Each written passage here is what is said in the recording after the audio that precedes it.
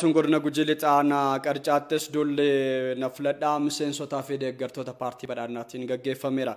Gabaasa waajjira dhimmoota kominikeeshinii godinaalee lamaan immoo Mabeeta Shomeetu qindeesse.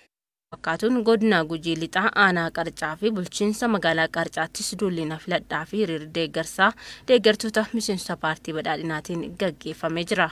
Paartiin keenya kun beekamu paartiin badhaadhinaa waggaa muraasa hundee keessatti akka dargaggummaatti gahee dargaggummaa keessatti inni taphatee fi gahee hawaasummaa keessatti taphate kana jennee ibsuudhaaf baay'ee bira gahuu hin dandeenyu jechuudha. Isa kanaaf nutis dargaggoonni akka godina Gujii lixaa keessa aanaa qarcaa keessa hundi keenya tokko ta'ee gurmoofne paartii badhaadhinaa wajjin hiriirree misooma keenya nageenya keenya eegsisuudhaaf cinaa hiriirreerraa paartii badhaadhinaa filannaa paartiin badhaadhinaa fuuldura isaa ifaa.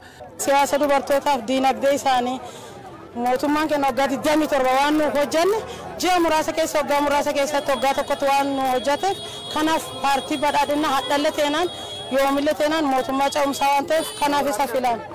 Bulchaan aanaa qarcaa obbo Carfoo Basaayyee paartichi walqixxummaa sabaaf sablammoota giddu galeeffatee kan hojjetaa jiru waan ta'eef jijjiirama waloo keenyaafis gahee guddaa taphataa jedhan. Itti gaafatamaan damee siyaasaa paartii badhaadhinaa godina Gujii lixaa obbo Deeguu Busaawwaa duula nafladhaa kanarratti argamuun miseensotaa fi deeggartoota isaaniif ergaa dabarsaniiru. Paartiin isin boccani paartiin dargaggeessi keenya kaleessa aduu akkuma barataa biraatu fedhiin adda addaa adoo si harkaa qabdu adoo harkaa nu qabdu paartii kanan nuu mala jettanii aarsaatti kaffalaa turtan katti wareegamaa turtan ka jijjiirama san keessatti lubbuun dargaggeessa hedduu lubbuun qaamolee nageenyaa hedduu lubbuu hoggansa hedduu itti dabare paartii isaa ifiin bocannee midhaaffannee har'a filatiisaaf asitti walitti baane waan ta'eef guyyaan har'aa kun uummata Oromootiif guyyaa seena qabeessa.